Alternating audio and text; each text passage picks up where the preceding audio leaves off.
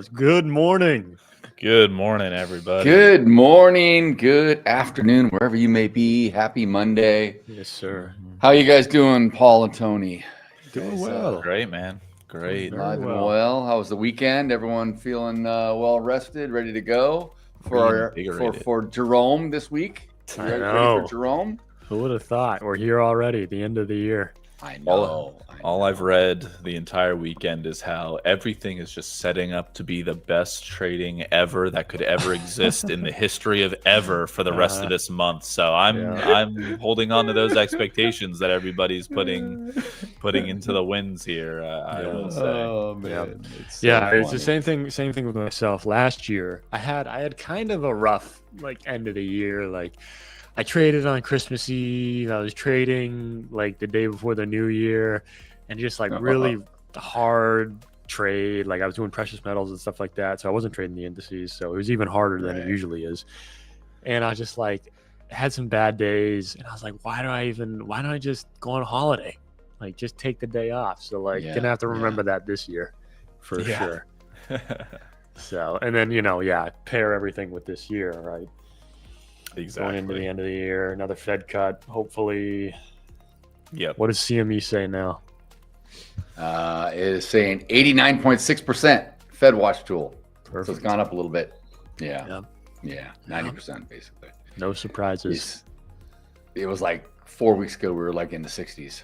So, I mean, riding up. It just. I think there are newborn babies that are saying that this is bullish for the markets. Yeah. And that I think everybody that exists on this planet knows that rate cuts are gonna translate to risk on for the stock for market. Sure. So for sure risk on. That's I literally just could not stop laughing while I was reading a lot of articles this weekend, to be quite honest. But the Twitterverse going off. I read something that was comparing MicroStrategy to fiat from currency countries that sovereign wealth, and how I don't know, I forget the whole thing, but it was hilarious how they were trying to break this thing down, saying that strategy's not tied to Bitcoin. Of course it is, and just all these charts. I mean, everyone's talking about stuff. I saw guys still talk about Michael Burry. Yeah, it was all the time. It just never stops. This stuff. All these I predict this. It's gonna happen. Yeah. I think we're gonna be maybe. You guys think it's gonna be kind of a little sluggish till Wednesday, till FOMC, or you think we're gonna get some fireworks beforehand? I wouldn't be surprised to just these days that we've had where we're grinding but we're grinding to the upside. Wouldn't be surprised to continue to have that kind of action, to be honest. A slight anticipation of bullishness, and then once Wednesday comes, assuming that there's the cut, people will probably be freaking out in a good way, I think. But unless it's kind of unless we have a buy the rumor, sell the news situation, which seems hard to comprehend at this point. But if it happens, crazier things have happened, right? So I've seen it before. I wouldn't be super surprised if there was that kind of letdown, and then the market just was okay, we got our extra cut, and then now we wait for tariffs, or we wait for, more AI or whatever it is. It's a little weird because it's coming at the last FOMC meeting of the year. November has been a little iffy. I don't know if we're going to get a big rally into Christmas here. I mean, it looks like we are. Looks like the markets are for sure, but I don't know.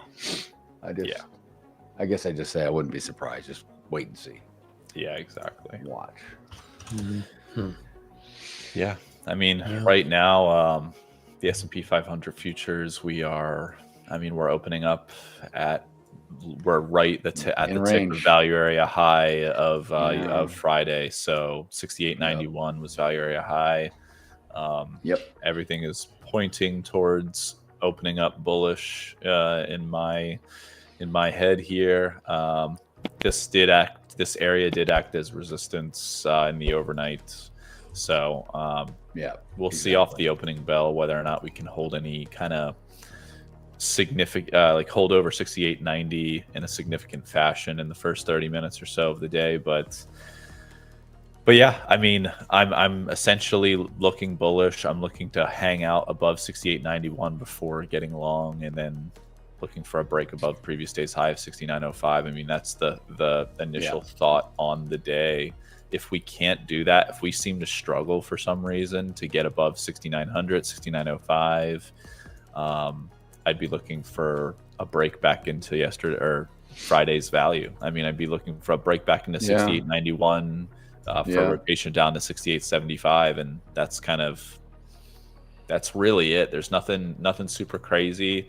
The range, I'm not expecting like an insane amount of range by any means with how much we've ranged generally speaking over the last week. Right.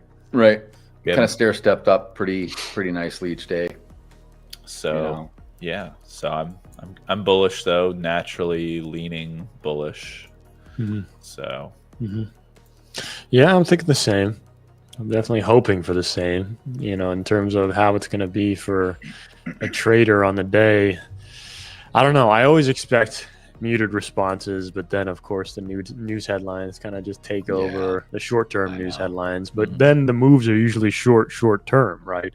Like you get these off time frame moves. It's just like massive to the upside, and that was it, right? So like you have to be looking for those. But I don't think that the Fed is going to blink and not cut, so I don't think there's any surprises going into Wednesday. Yeah. So I really don't see any reason why the market can't just do what it wants to do up and to the right. So same, man. That's what scares me. It's like I don't see anything either as to why that's not going to be the case. And of course, it's like it's like you're going to get caught with your pants down somehow. Yes, and you just don't know how. So any super conviction to either side usually gets you. It's like, guaranteed it's going to happen, right? Well, I mean, and like we said, it's probably almost guaranteed to happen, the cut. I don't think they'll blink either, Tony. I agree, but it's the reaction afterwards, right? It's how it's interpreted and what is said in the follow-up meeting with Jay, good old Jay. So I don't know, man. I mean, depends if he comes wearing a Santa Claus hat to the meeting or if he's wearing like a Grinch hat, I guess. Seriously. What the market will do. What do we have on the docket? Not much today. Consumer inflation expectations at 11 Eastern. Is this a independent report? I think. Who puts this out? There's not really much going on today. There's nothing there. That's nothing. Yeah, that's nothing. And you got there's no real earnings. We do have a couple of notable earnings on the week, but not until Wednesday. Coincidentally, Wednesday after the close, when we have FOMC, we're going to have Oracle come out at the close. And then Thursday before the open, I think it's Broadcom. So 2 big boys. And that's all she wrote for the week. Yeah. Looks like. I saw there was like a headline from Trump earlier this morning at 8:20 talking about I will be doing a one rule executive order this week on AI. He posted that on Truth Social. Like, okay, I don't. A one rule executive. What the hell does that mean? There must be only one rule book if we are going to continue to lead in AI. We are beating all countries at this. All right, Got Trump. it. Well, let's see what this one rule book is and what this one rule executive order is that you're talking about. I'd like to know what that entails. Obviously, the market cares very little about that. Nobody is, going crazy over that. So here we go. Yeah, I see it here now. There must be only one rule book. All right. He wants everyone to play by the same rules, so it's fine. But good luck. You're talking about communist countries that already don't play by the same rule book for anything. So why would that change? Why would that change when you've got propaganda and you've got news controlled media, government controlled media, in our biggest competitor, which is China. So come on, I don't know. Makes so much sense. Exactly. All right. So how's the chat doing, guys? Let's see if we got DK there. How you doing, DK? We got Adam Jamalu. Welcome. I don't know how you say it. Welcome, Jamil. Oh man. What's up, Adam? We'll just call it Adam. Let's leave it like that. Perfect. Yeah. Exactly. That's the easy way. Yeah. If you're new, be sure to like and subscribe, and all of you guys, please like us. We do need to talk about a little milestone, but maybe we should wait till we get more guys here. I think, don't you guys think? Sure. Yeah. We'll wait till we get 5 more people, and we'll wait until they all end up liking the stream. Guys, like the stream. There you go. Good more job, market Tony. moving information coming out of Daryl's space very soon. Yeah, exactly. I'm holding back. Come on. Exactly. Come on. I'm teasing you guys. I saw like a lot of people are talking about just a lot of like singular stock. I'm seeing so many headlines on so many like stocks and people talking about like a lot of what should you say? Rare earths. The people that are like kind of FOMOing, starting to like FOMOing from, what the opportunities they've missed over the last like 2 years or so. And what do you know? People talking about how they are just pissed that they missed out on Carvana. And I've talked about Carvana before, where I'm like, dude, I don't understand that company and how it's rebounded the way it has. It's just crazy. But like people, like if you are the newest member of the S&P 500, because it's joining the S&P 500 exactly. If you are sad that you missed out on Carvana, don't be. I don't know, man. It's fine. You're fine. All right, like. Logically speaking, there was no reason for anybody to buy that company. I know. That beats the other $4.99. I'm telling you, Paul. I know. It's so weird. It's so freaking weird. It is interesting. I mean, it was a almost $400 stock like during COVID. Yeah. Then it was like a $4 stock. Yeah. And now it's a $400 stock. Like what? What the heck is happening there? I don't know, man. I don't know. I think the people that stayed in it were the people that are in it now are mostly people that stayed in it. Like they had to, they had to just DCA down because they were in it, so high, and then they just DCA'd. I mean, I know that analysts keep talking about how this is like the biggest disruptor in the space. Why? Because they deliver cars on a flatbed, and I mean, I think they have a lot of like CarMax. I think CarMax would destroy these guys. I don't know. I think they make a ton of money through like financing vehicle. Like the financing part of their company, I think, is like the bread and butter where they make the most of their money. I mean, I think that's probably from all of most dealerships, right? all everything. But supposedly Carvana does it in a very good way. Like they're very good at the financing. They accept side of things. they accept XRP to buy your car. All right, I'm headed right over to Carvana then. Where's the nearest? Perfect. Where's the nearest elevator? Car elevator. You can drive away with as little as one coin. Paul, you're perfect. Send the XRP address. Oh yeah. I mean, we're kind of joking a little bit, but I'm with you. I don't really get it, the model. I don't know, but I mean, I understand what they're doing. I just don't know why it's so, man. Why it's so. Yeah. Like Andre, me and you and me both, my friend. I'm even getting confused at times. So. Glad you made it on here though, on the right channel. I do want to mention we've got a number of people still on the old channel. So if you guys are watching us stream on the Hola Prime TV channel, there is a link in the top of the chat there to come on over to the new channel going forward, which we're consolidating. This is the Hola Prime Official.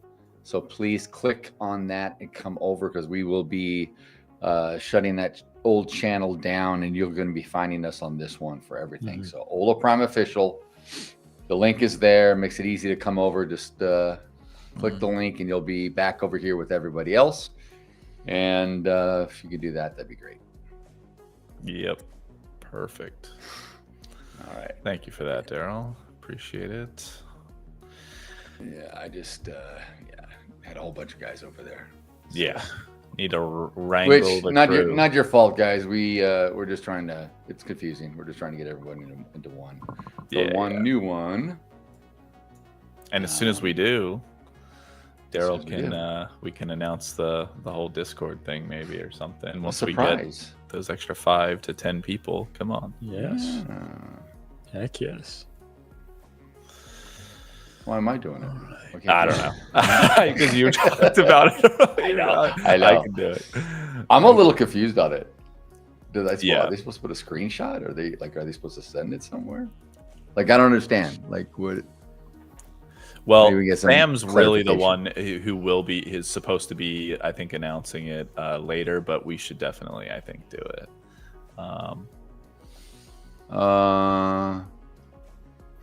No, he's doing the winner from last week, but we're supposed to all do this, I think. Yeah. Yeah.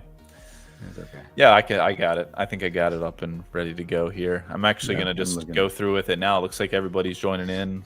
All right. Luca, appreciate it. Awesome. Yeah. Good afternoon. How you doing, Luca? So essentially, the gist of it is, on Discord, we just passed 10,000 members. So as a thank you to everybody, we're doing a little bit of a small giveaway, and we're giving away 6 5K Forex accounts and 25K Futures Challenge accounts. So just 4 of them. Yeah, 4 of them. Sorry. So 6 of the 5K Forex challenge accounts, and then 4 of the 25K Futures Challenge accounts. And in order to apply for those, just subscribe to the Hola Prime Global YouTube channel, be a part of the Hola Prime Markets Discord server, and once done, you'll need to update. I think you have to post a screenshot of joining the Discord in the 10K members giveaway channel. I think that's what they're asking for, I believe. I see it in Discord, the 10K members giveaway. There we go. I see it. I can't get into it for some reason. Why not?